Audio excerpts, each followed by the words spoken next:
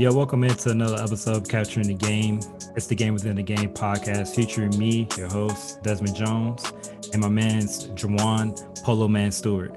Today we got another special guest in the building, but before we talk about this talented yet lady, I want to remind the audience that Capturing the Game podcast is sponsored by Capture Sports Agency, where the CEO and founder is Shanta Smith-Jones. Now that we got the introductions out of the way, let's go ahead and talk about today's guest. She is currently the Senior Vice President of Ravens social media. That is the Baltimore Ravens social media. Michelle Andres. Michelle, how are you doing today? I am doing very well. Thanks for having me. No problem.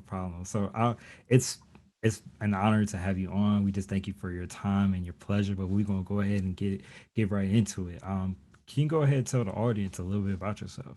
Sure, yes. So I have been in sports now for a really long time.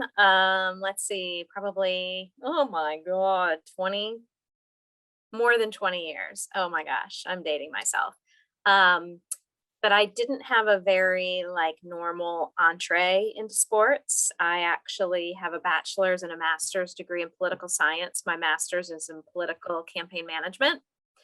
And I was working for a local elected official in Orlando, Florida, when she was nearing the end of her term and I needed to find a new job. And someone came to me one day and said, the Orlando Magic are hiring for this position, you should apply. And long story short, I got the job and worked for the Orlando Magic for a little over 8 seasons, maybe 8.5 seasons, before being recruited to come to the Baltimore Ravens, where I have now been for 16 seasons. This is my 16th season that I'm currently in. So I did not have I think a lot of people in sports, it's the thing they want to do their whole life and it's their mission. And that was never my mission. I have a background in communications. Political campaigns are essentially the marketing of a person as opposed to a product. So a lot of the same principles. And so I just was like, well, I want to do communications, and specifically had evolved into digital communications. And so that's just sort of where my career took me. I will say that when you work in pro sports, you very quickly become a fan of that sport because you're just so immersed in it. So while I wasn't really a fan of the NFL prior to working here, obviously I know a lot more than the average person about the NFL these days. So yeah, that's my background. So, okay, I'm just curious here. So you went from political to sport. I'm not saying it's a big jump, but that's a significant jump in some ways. Yeah. Well, the role that I was hired for at the Magic was Sportsplex Communications and Government Relations. So, So at the time, the Magic and the facility is still there. It's called RDV Sportsplex, and it housed the Magic, the Miracle, which was the WNBA team at the time, and an IHL hockey team, the Solar Bears. So, and then it was also this public athletic club. So they hired me to do all of their communications. Again, I did kind of communications for the political figure that I worked for, came over and did government relations and communications for the Sportsplex, and that eventually evolved into me going full-time with specifically the Magic doing digital communication. So for example, I helped to create the very first ever Orlando Magic website. Again, dating myself. Yeah. Embarrassing. So it actually probably was more a more intuitive switch than one might think.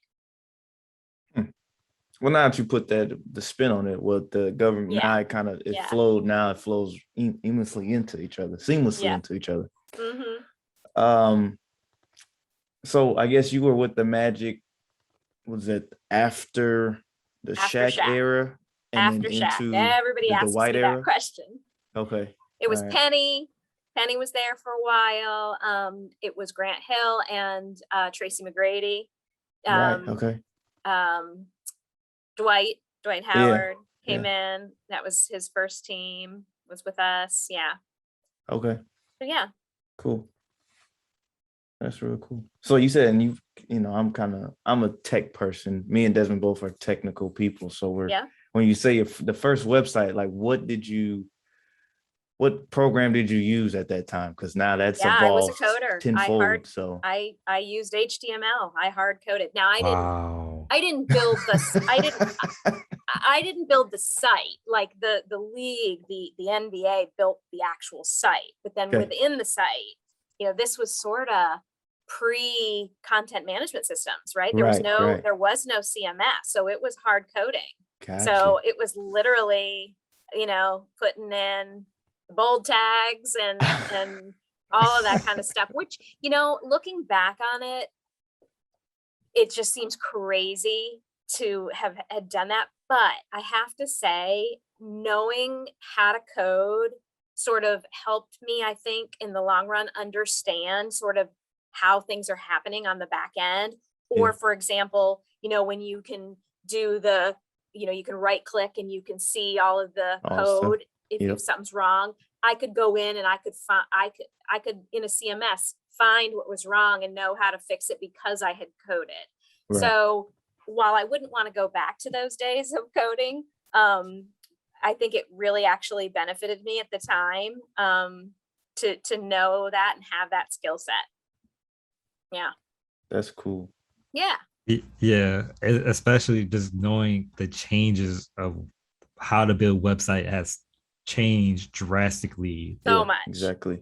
Like so much. So many different tools that's out there available right now. So that kind of leads me to my next question. You know, what's some of the biggest changes that you've seen in the industry over your span of being in the industry? Well, so you said at the beginning that I do oversee the Ravens social media. That is part of my job, but my actual title is the Senior Vice President of Ravens Media, which includes all of our production, so all of our video content, television shows, web, you know, stuff, video we just put out on our channels, the boards in the stadium. I'm also responsible for, you know, the website, the app, email, basically any digital communication. So social media is certainly a part of that.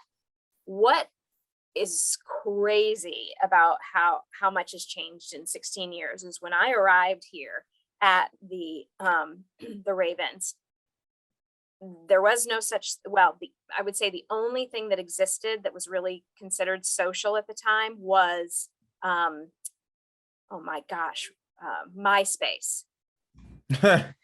Jesus. The MySpace and tagged era. That was it. Lord. So really, at that time, 16 years ago, our website was what I would always refer to as the center of our digital universe. It was so important to us because that's, of course, how we got information out. It's where everybody went. Within a month or two of starting at the Ravens, we had a MySpace page built. And, you know, we were like, my attitude was always, we need to be where our fans are. So if fans are starting to go there, then we need to be there. And about 2 weeks after we launched the page, we got a cease and desist from the NFL telling us that we were not allowed to have a MySpace page. So the league, I would say, has improved immensely, but was at the time very, very slow about adopting new stuff and wanting to kind of keep control. And so basically we had to shut it down right after we put it up. It was ridiculous and I was furious, but things have changed, luckily. And I would say it went from having only a website to evolving into, I think the app came next, and then social media came. And so it's constantly changing. I wouldn't say, you know, it's literally constantly changing. I mean, we're all wondering what will be the next social channel, right? And it's sort of what has also changed is the vast number of channels. And again, if you're going off of that philosophy that I have, which is if our fans are there, we need to be there, then it's a lot to keep up with. So, obviously we're on Facebook and Twitter and Instagram and Snapchat and Reddit. And it's a lot. It's a lot to keep up with. So I would just say, first of all, the digital universe has expanded exponentially, and the website is no longer the center of that universe, not even close. That's what's changed. And I also see that y'all have a TikTok as well. So I mean, you're definitely TikTok hitting too, of all course. facets. You're hitting Of all course. facets already. So that's Yes, of the course. biggest piece of it right there. Yep. That's have cool. to be. Yeah. So I mean, that's good that you want to stay with the times and not like stuck in one way instead of doing it one way, staying progressive and staying current with the times, like you said, because I mean, if you want to be where your fans are, I mean, you want to be on the latest and greatest thing. So you want to be hip to the current. You have to. And the reason you have to is because you want fans to continue to engage, not only for sponsorship, but also you hope that eventually a younger audience, which is obviously an audience that's heavily on social, will eventually become your ticket buyers, right? Yeah, when their parents no longer want to come to games and stuff like that, you want the next generation. So it's important to be out there and be present and have engagement. And not to mention having, nice players, great players like Lamar Jackson and folks like that'll keep the fun going there, Absolutely. And I'm not gonna lie, Lamar, there's the saying in football is winning is good, losing is bad. It's very simple, it's very straightforward, but the reality is winning and losing affects every metric a team has.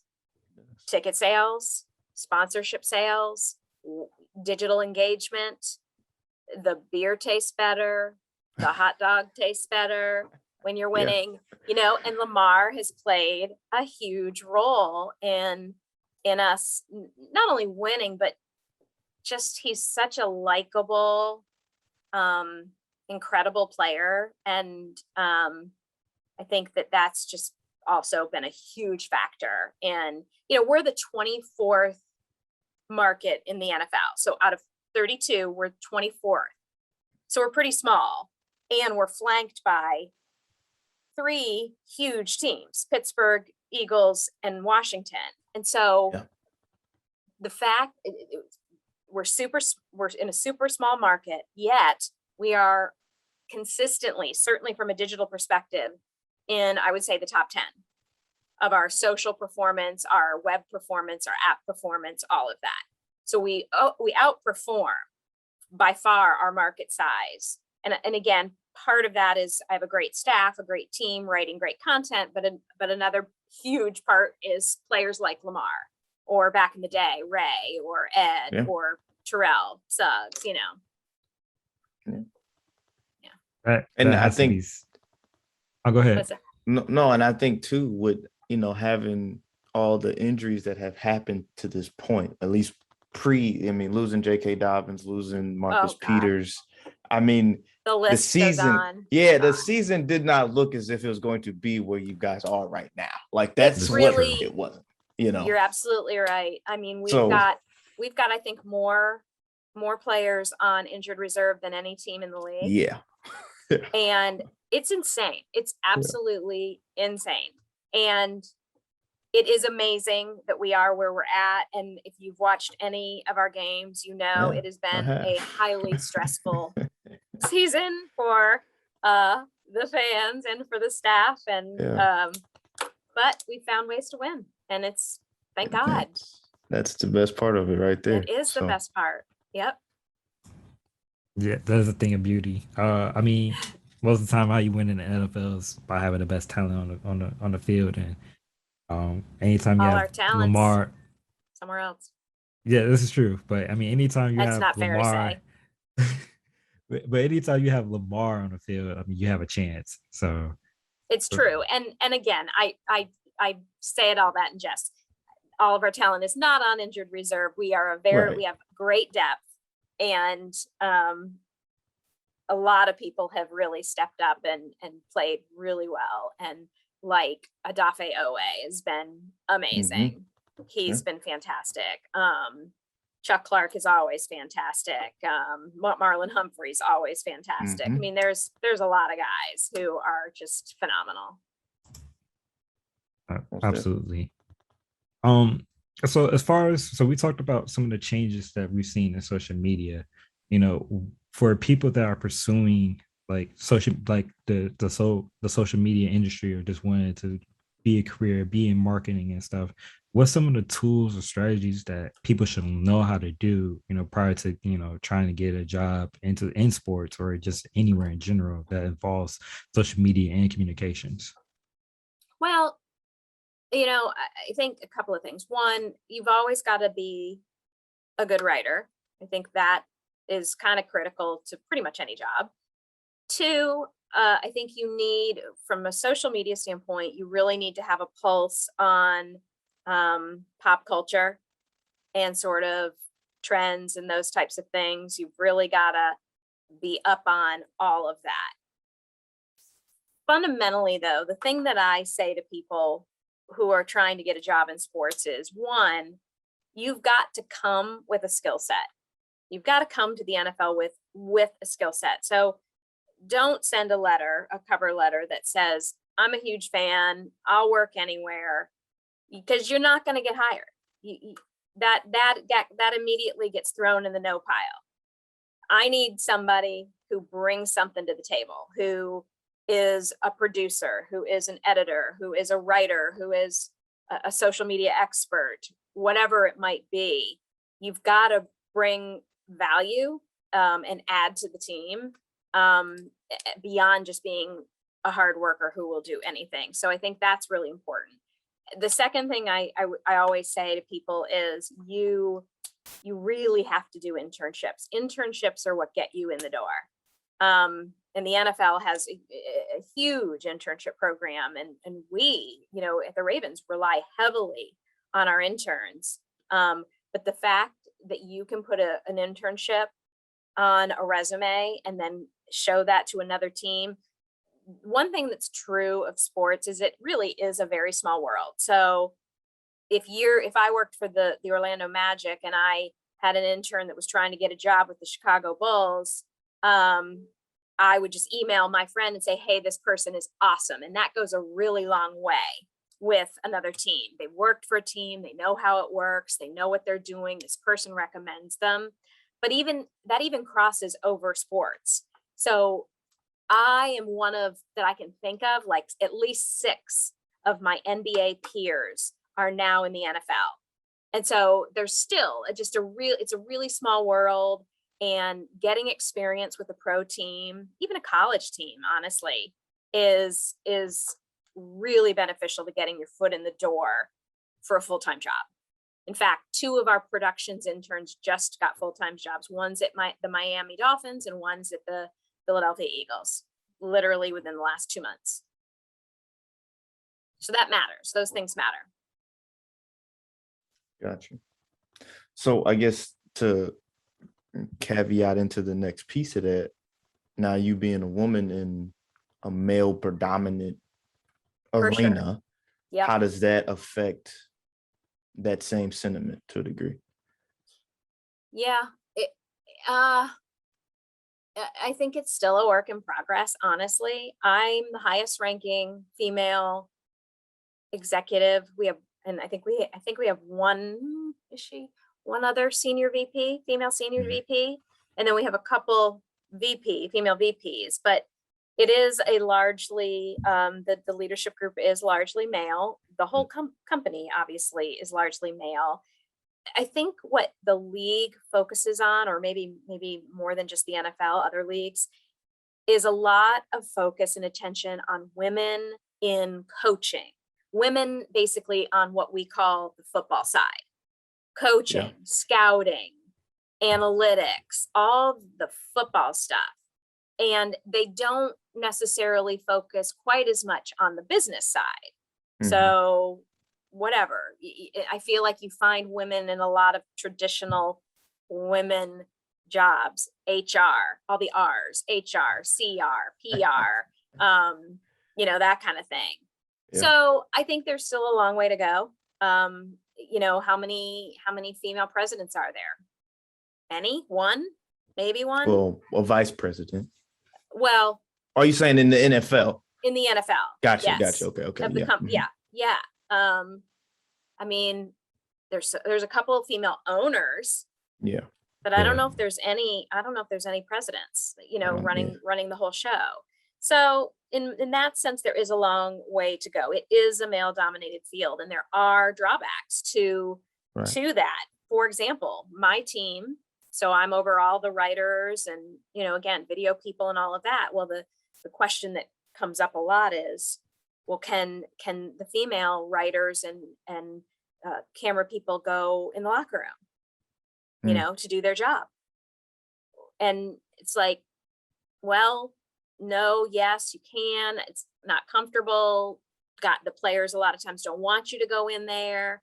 And it's an interesting situation in that you just like, how do I excel in this particular role if I can't be in the places I need to be to do my job?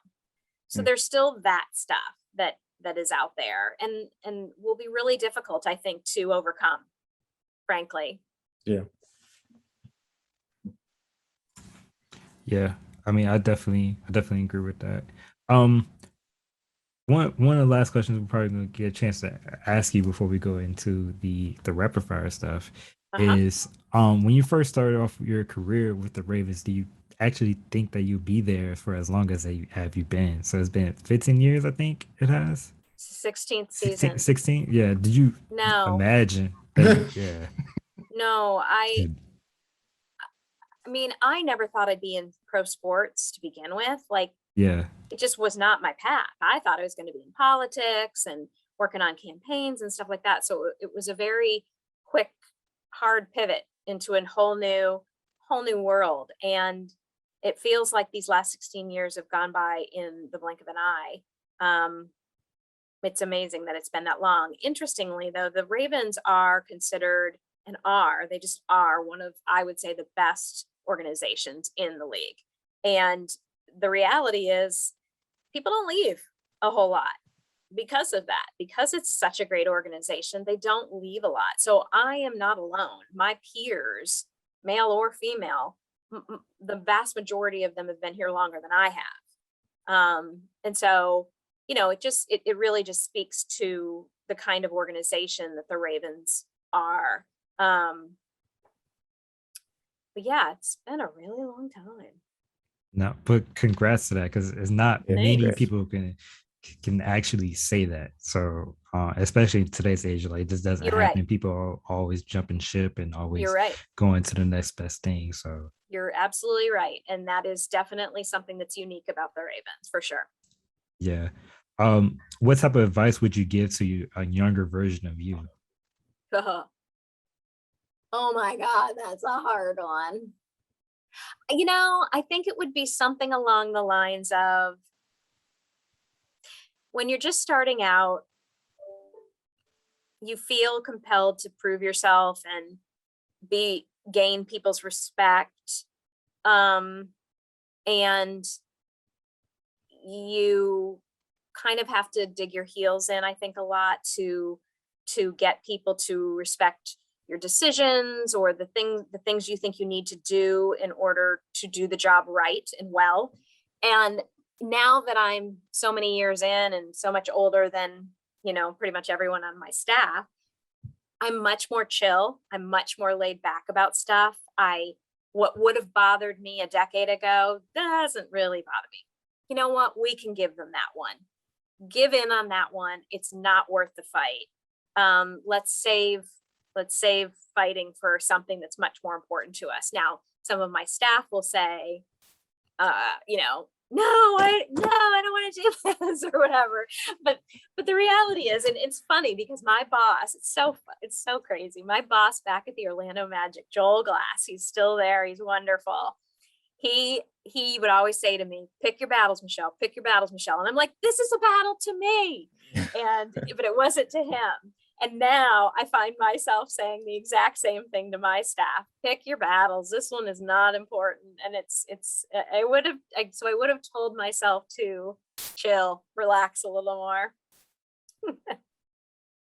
Yeah, I get told that today too. So Yeah, I call that wisdom. You just learn when to pick and choose your battles. Absolutely. You do. You totally do. Yeah. But yeah, that wraps up our first part of our segment. So we're trying to stick to this time frame. So we'll go ahead and transition into our rapid fire round. So which we call the game within the game. So my first question is, are you ready to play? Yes. Let's do it. Okay.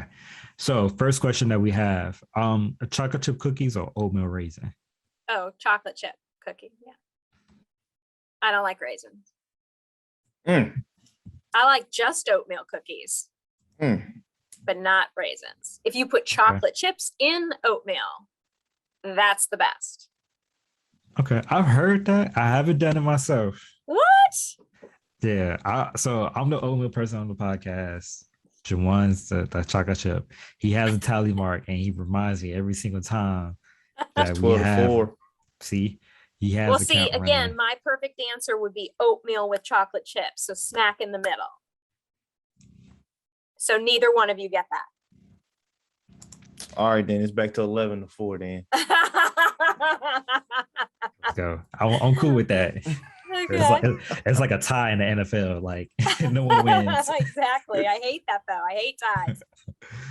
Like the Steelers and the Lions, huh? Okay. Can you believe that? Yeah, they're horrible for that. Both of them are bad. This is bad. On both ends. It's been rough. It's been rough. All right. So TV shows or movies?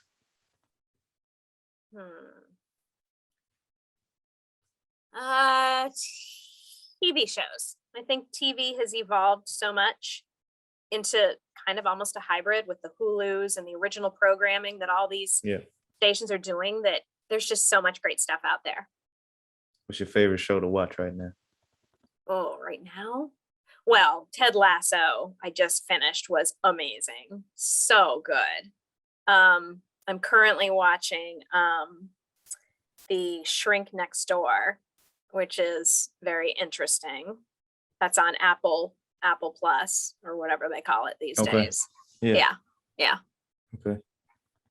All right, I heard of those two. I heard the Ted Lasso for sure, but I haven't. The Shrink Next Door, I haven't seen that one yet. So that's Will Ferrell and that's right.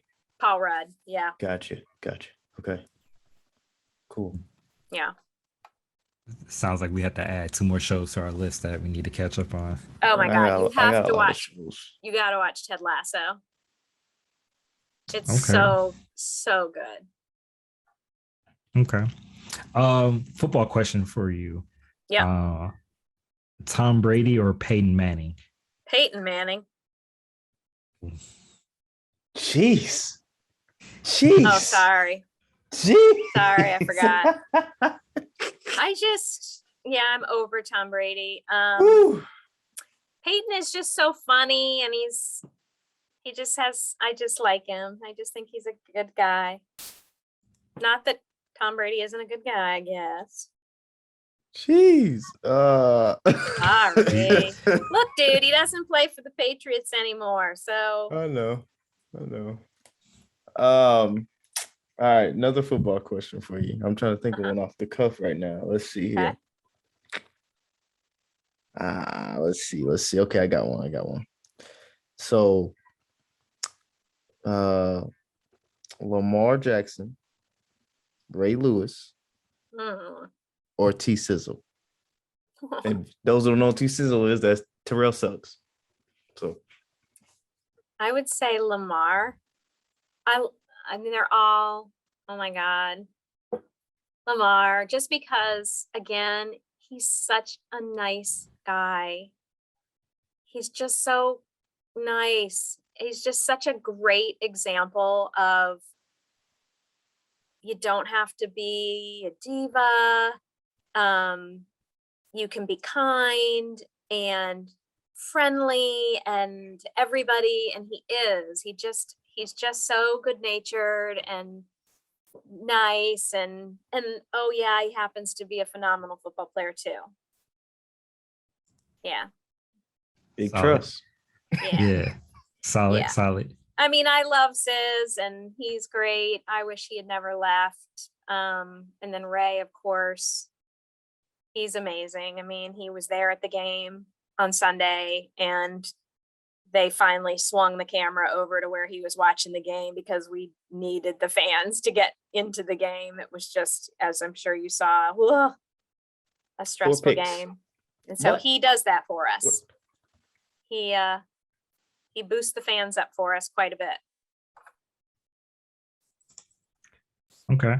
I would say favorite Raven that people wouldn't, that they should go check out or go learn more about that people don't know. Bradley Bozeman. Okay. He- Why so? He, again, you can tell I'm just a sucker for nice guys. He and his wife just do some really amazing work in the community. They just started doing what they call Sync Snacks. SYNC stands for something about the community. What they do is they put these little boxes of snacks together and they give them out to kids in the community who, again, especially during COVID, might not be getting a school lunch or school breakfast or whatever. They give them to police to keep in their cars to give out to kids if they come across a kid or whatever. And that's just one thing they do. They have a huge anti-bullying campaign. They went across the country a couple of years ago, right before COVID, to do speaking engagements at schools about bullying, because they were both bullied as kids, because they're both, big and tall and all that. He's a great guy. His wife's great. They're all about just doing good stuff. And he's probably not a huge well-known name, but he is a really cool guy. And he's just super nice. Come on, give me more. Okay. We got some more. We got some more. Love it. Okay. Yeah. So if you could go pro in any sport, what would it be? Oh Lord, I wouldn't. Honestly, I wouldn't. I'm not into sports. I know that sounds crazy, but I am not into sports. So yes, I am totally into the NFL because I work for the NFL. But other than that, like if I didn't, I wouldn't watch sports. I know. I told you I'm definitely not the norm. I'm not the norm. And that's completely fine because that's you. So it's okay to be you. So that's perfectly fine. Yeah. That is perfectly fine. Okay. So let's ask you this question. So if you could eliminate a social media platform, what would it be? Oh, Facebook. Ooh, okay. Why Facebook? I just don't think they're good for society. Ooh. Okay. Here's the thing, and I'm revealing some of my personal feelings, but honestly, social media in general, if I'm being honest, I am not sure it's good for society. And I think Facebook is the worst offender of them all. Honestly, I have thought so many times about shutting down my Facebook account. But I'm like, if I do, then I maybe will miss like something a member of my extended family has happening in their life, or a friend or something. And I mean, I never post. I absolutely never post on Facebook at all. I just don't think they're good. I think they want to make money. They don't necessarily want to do what's right for kids and for the country and all of that. Okay. Is that partially is that partially because of the whole the whistleblower thing that kind of came out, the news? For sure. Okay. Absolutely. Okay. That and the election stuff and the misinformation and No, yeah, I just think we would be better off without it. Okay. So social media is its own monster within itself. So there's definitely a lot of pros to cons to social You're media. right. So You're right. Like, I love Instagram. To Yeah. me, now I know there's a lot of kids who experience a lot of bullying on Instagram, but for me, it's just I follow things that I love, like golden retrievers, or whatever. So that, in that sense, I love just looking at the videos of the photos of these golden retrievers, or cooking shows, or home decor, things that I like. But I can see how Instagram also has a dark side. Yeah.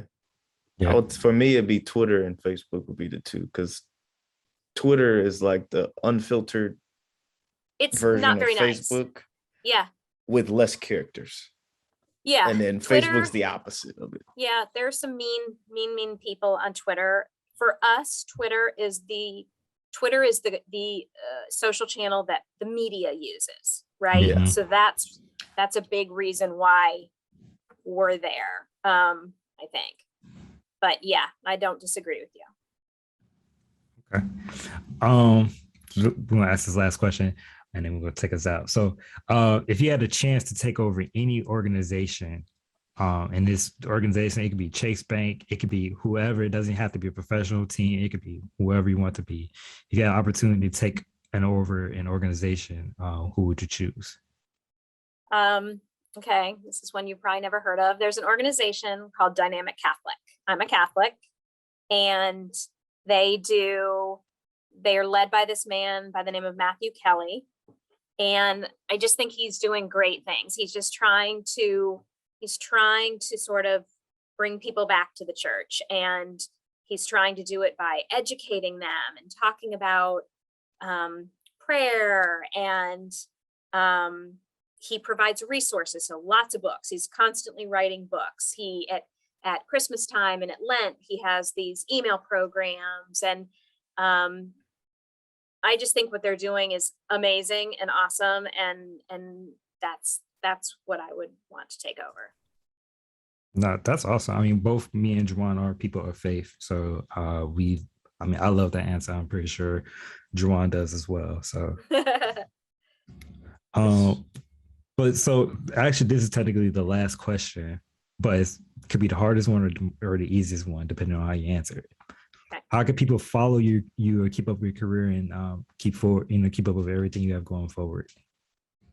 So I am on social. I am on Twitter, and it's Ravens Girl. Let me see if this is how bad I am. I don't even know.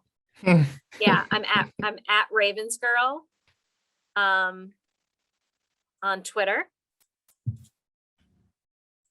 I think that's my full, do I really have, let's see, Twitter. Yeah, Ravens Girl. Okay. That's probably the best way. Okay. Well, ladies and gentlemen, you heard it here first. Go ahead and give at Ravens Girl a follow if you want to keep up with Michelle and everything that she has going forward. For all of our listeners and subscribers, you can go ahead, please like and continue to follow all of our pages on Twitter. It's CTG_podcast. Instagram, it's CTG_podcast. YouTube and Facebook is both Capturing the Game podcast. And you can also find us on any of your favorite social media. Any of your favorite podcast platform, whether it be Anchor, Spotify, Google Podcasts, Apple Podcasts, whichever, we're all on them. So we all appreciate the love, the likes, subscribes, the retweets. Michelle, it was definitely a pleasure to get a chance to talk with you with this interview. Hopefully we can just stay in touch going forward. Thank you. So fun. Love talking to you guys.